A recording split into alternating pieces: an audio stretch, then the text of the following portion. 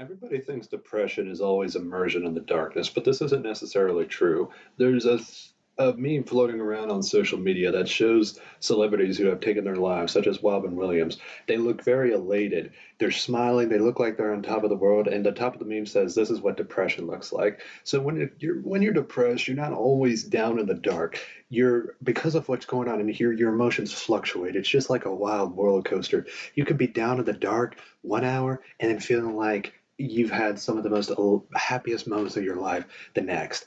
And it's all over the map. Depression is just in and out, all this different types of stuff going every which way. Now, for me personally, most of the time, when I wasn't in those elated mindsets, depression felt like standing under a waterfall. In other words, being conscious itself felt like standing under a waterfall. I was constantly inundated, I was wet, it was never dry, never warm. I was always shivering, and it's just I couldn't move because my head was so heavy. I was not just feeling the weight of the world on my shoulders from all the obligations I had, but also from the inside of my mind. And I couldn't move whatsoever.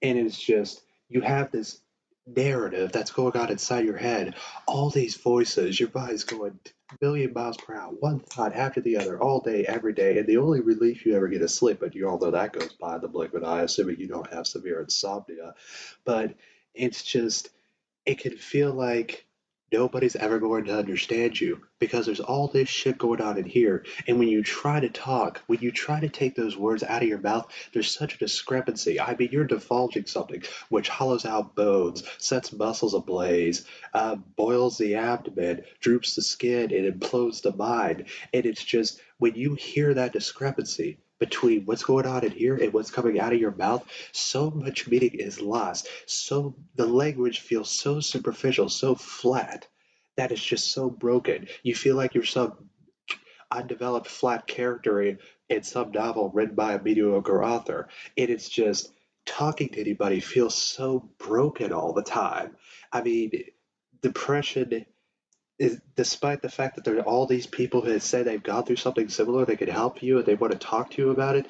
Depression is slicker than any crooked salesman. It convinces you that out of the 8 billion or so people on this planet, not one of them, not one can help you whatsoever. It, it's just, as such, the communication is just off and you just don't feel like talking. And even worse, even if you get past that initial hump, even if you open yourself up to the vulnerability and there's the great fear of people doing things with that personal information, but even if you get past that, communicating with people itself, that could often be the next obstacle. In our world today, we have so many electronic media. You might be sending out a text to somebody instead of actually talking to them in person. And you forget that there's an entire life on the other end. They may not respond for whatever reason for a little while. They might forget. They might be busy at the moment. They might get back to you later, or they might be one of those asshole types who do say they want to do stuff with you or say they're going to be there for you, but they never get back to you. For simplicity's sake, let's assume it's not the last time. But it's so easy to think that that person just suddenly doesn't give a shit. Even if you sent that text out minutes ago, those feelings just start creeping in that quickly. A minor lack of communication becomes somebody's complete lack of concern. You're everybody's weird, but nobody's my weird. Nobody appreciates you for who you are. Nobody takes you for who you are. Nobody wants your antics. Nobody loves you for just everything that you currently are. And it's so easy to misconceptualize this. It is so easy to imagine that that person just doesn't give a shit. And you forget that there's an entire life on the other end. And severe anxiety results from this. When I was depressed, when I was going through this, and I would sometimes through these episodes cry if people didn't simply text me back. That's how bad it was. And I would feel anxiety above my heart kind of where the sternum meets like the ribs or near the top part of the sternum or down in my chest. Up here, it felt like somebody was taking a dagger and just not putting it deeply, but doing more than pricking the skin, going just a little bit below the surface and just twisting it, constantly twisting it all the time. And I never lost the feeling. It's like I had an infinite supply of blood and it kept constantly trickling out. Or it was down in my stomach and I felt like any butterflies I may have had dropped down in the acid below. The acid was swishing and sloshing and churning around inside. And I felt like it was eating into my abdominal organs. I felt like I was literally being eaten from the inside out down here. And it's such a terrible feeling. And it's getting past that, trying to communicate with people is so difficult. And even when you're not trying to reach out with people, when you're just going down the street on a beautiful sunny day, you look over, you might see a girl on the grass with her friends. They're bullshit, they're having a good time, she's laughing, and they're just enjoying the warm, sunshiny day. And you might think that's all her life consists of. You might think that her life is those happiest moments all the time, constant high points defined without low points, which is physically impossible, but you'll conceptualize that anyway. But here's the thing, that might be a rare moment in her life, a rare moment of genuine happiness. For all you know, she could be as depressed as you, and you don't even realize it.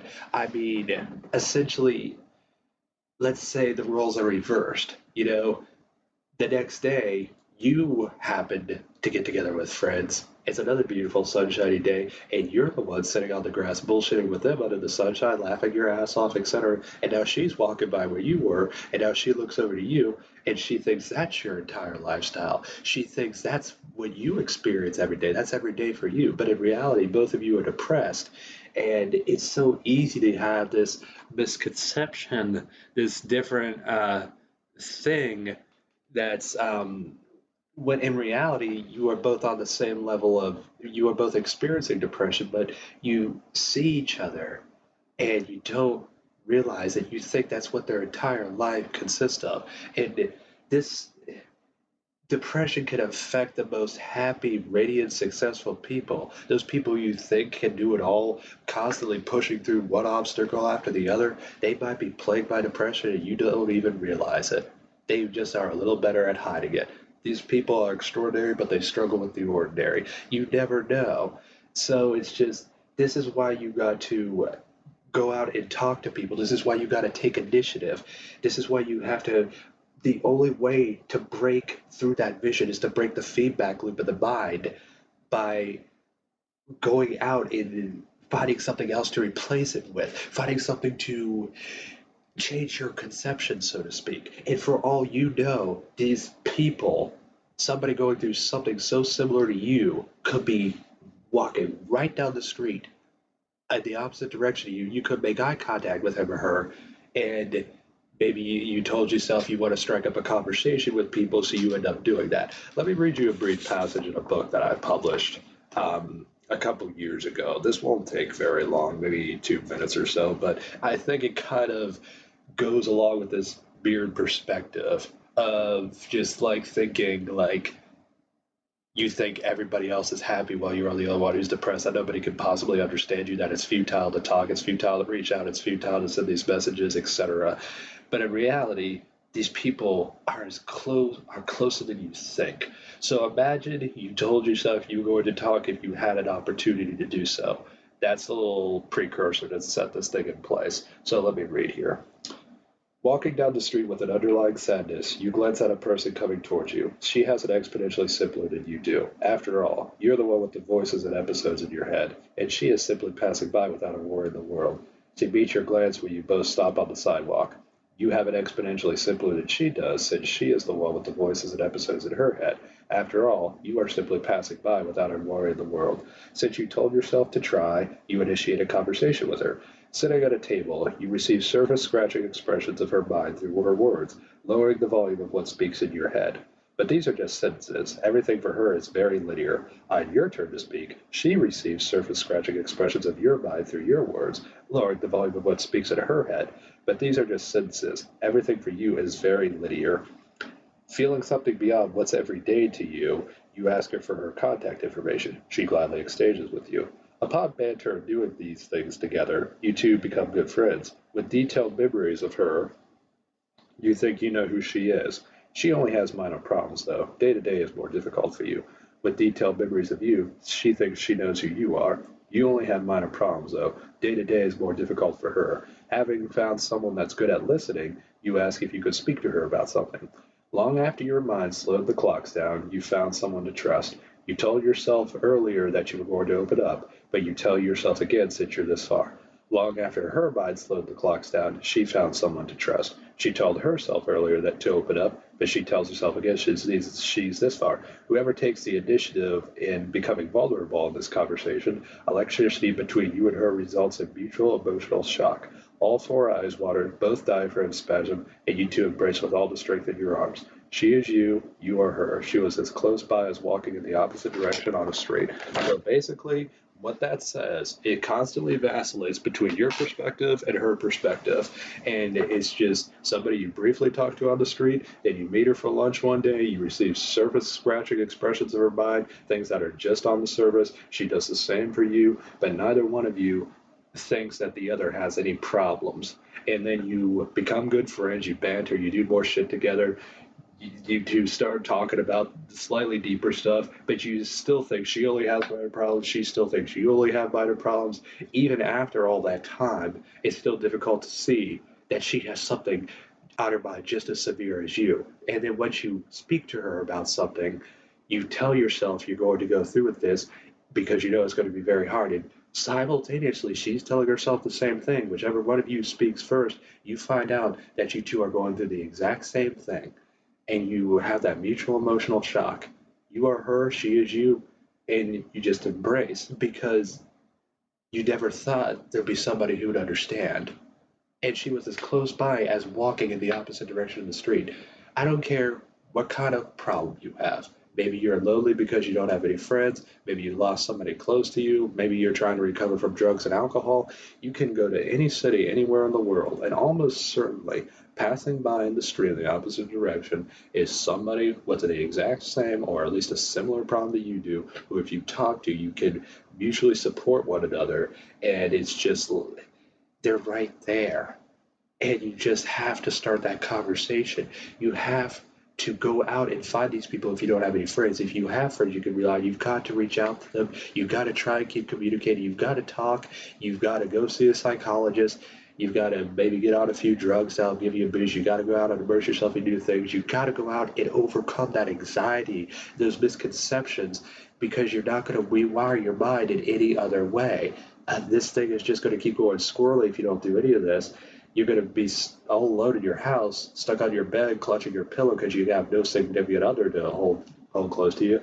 You're going to think one half is the loneliest number, and you're going to be stuck inside these five walls, four in your house and one in your mind. And that's just going to exacerbate and exacerbate and exacerbate because you have nothing to stop those voices. You have nothing to substitute what's going on. And before you know it, I mean, I hate to say it, but that's the God honest truth. I heard from a buddy whose dad blew his head off. This acronym popped into his head one day, an acronym for suicide. Sudden, unfortunate incident caused intense depression, everlasting. I will never forget that. That has stuck with me ever since. And when that popped into his head, man, he just broke down and cried. It just literally spontaneously like that. And I never forgot that. And it's just, you got to go out. I cannot tell you how many times I almost killed myself when I was going through what I went through. Let me share my story very briefly to put this kind of all in perspective to get a concrete example. I was I didn't socialize throughout my entire childhood, maybe with the exception of 30 times in 19 years. I had one close friend. He moved away to the American Samoa when I was a freshman in high school, and um, at that point I was a complete recluse. But even then, we didn't socialize that often. I didn't spend that much time with my family. Most of the time, I just stayed in my room, occupied with my video games or my reading. And for the first 19 years, it was no big deal. Then when I got to college and the environment is so much more open than high school, there are so many more people out there. Your identity kind of disappears. You realize that nobody truly knows who you are. I saw all these groups of people doing all these different things, and I started growing inquisitive about it. And before I know it, I regretted my entire fucking childhood not socializing, because that's the quintessential social time of your life. That's when you're supposed to make the memories before people start assimilating into the real world and they don't have a lot of free time. They have to take care of their families, et cetera, et cetera. It's just, it felt like worse than a horse kicking me in the face or taking a cannonball to the chest. I just got hit so fucking hard, man. And it's just, I can remember the very first bad suicidal incident I had. I went into my bathroom, looked at the bottle of acetaminophen, aka Tylenol, and I told myself, "You can end it all right now." The sensations I was experiencing, it was like I was sweating and free and shivering simultaneously. It was like I had stomachs here for both my biceps and for my thigh muscles as well, and they were constantly regurgitating. I felt like but the entire inside of my body was just vomiting over and over again. I know that's a peculiar description, but I can't think of any other way to describe it. And it's just it I can just remember putting it back, softly closing the medicine cabinet, going out into the living room, turning on the TV, and just staring off into space while the tears slowly trickle out of my eyes for 30 consecutive minutes. And it took me a while to get over that. And I started, it was either go out, because remember, I had zero friends. I had my mother and father to support me, and thank God for that. But I needed people my own age. It was either go out and socialize or blow my fucking head off, for the lack of a better phrase. So I went out, and thing I contacted was a social fraternity, Delta Chi. I'm still friends with many of my brothers to this day. 8 years later, this was back in 2011, by the way. And I can remember walking up to that door, getting ready to knock. The memory of it is so vivid. I'm 6'3", but from a first person perspective, just imagine looking outside of my eyes. The way I remember it in proportion to the door, I can't help but feel I'm looking out of the eyes of someone who's just 4 feet tall. That's how small I felt. I felt like I lost 27 inches of my height right at that moment. And it was so difficult for me during these times to go out and make friends because I didn't have the social skills that everybody else my age did. I was awkward as hell. I said things that were turn offs to people. I said things that were downright fucking inappropriate and insulting because this culture is not necessarily one of straightforwardness. I was oblivious, not realizing I was putting people off because nobody was being honest with me. Nobody was really giving me feedback. And I pushed a lot of people away, man, when I did not mean to. It was all inadvertent. I just didn't have the social skills. It was so hard to break through because with some people I had to text them again and again, like every other day, keep trying to break through, keep trying to this person. I don't know who's an asshole or who isn't. When I'm trying to reach out to people and take initiative with them, I had to take an initiative 99.9% of the time. Okay, more like 98%, but still, I rarely got invited to things. I had to take initiative with people. I had to be there. And if this wasn't bad enough, I was soon working full time while in school full time while dealing with depression, suicidal thoughts, blah, blah, blah. So my schedule was completely saturated and I was still very introverted, no longer reclusive, but still very introverted. And just, I had to go out and I had to work my ass off and just join all these different groups. I joined a racial awareness program, which made my closest friends then 8 years later, 9 years actually. We're still very close. I stuck with my brothers at Delta Chi. I joined an honorary fraternity named Phi Sigma Pi, which that has probably my best memories in college. I became friends with the fellow math majors, and I even got to know damn near all the physics majors through those people. And I also had my work friends, so I had essentially five families. And despite the fact that I am one eccentric motherfucker, like my antics are through the fucking roof, even today when I have pretty good social skills, I slowly found people to take me for who I was. Despite the social awkwardness, despite the regression of feel like I wasn't making any progress, getting more depressed, despite the constant suicide attempt, not really attempts, but close to it. And I can remember one night where I left a note for my Delta Chi brother saying, "Please help me," and I just left and drove back to my house as rapidly as I could. I remember getting fired from my job and wanting to kill myself after that because, again, I didn't have sufficient social skills to really develop a good work ethic right off the bat, but this was the job before I started working full time.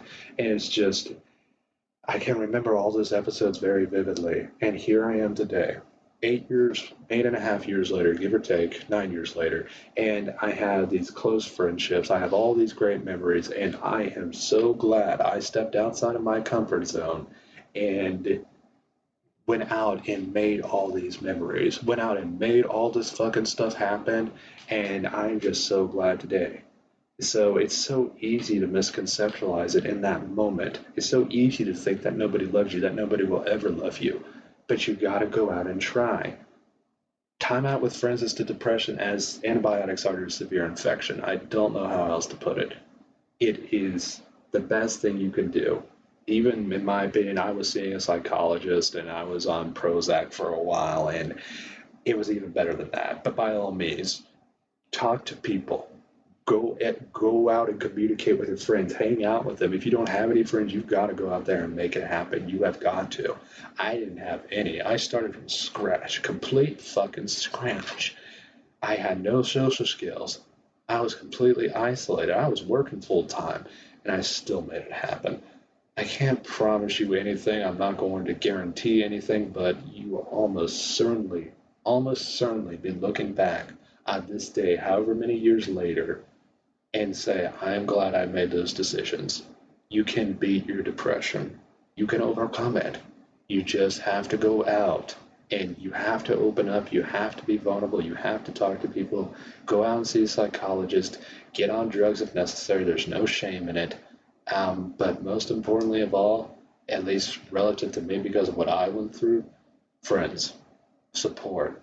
Go out there and find them. If you have some, contact them. Do things with them. If you don't have any, go out there and make it happen. Trust me, it will come to you. It will take a long time to feel loved. It's going to take a while to undo these feedback loops in your head, but it will come. You just have to try. Trust me on that.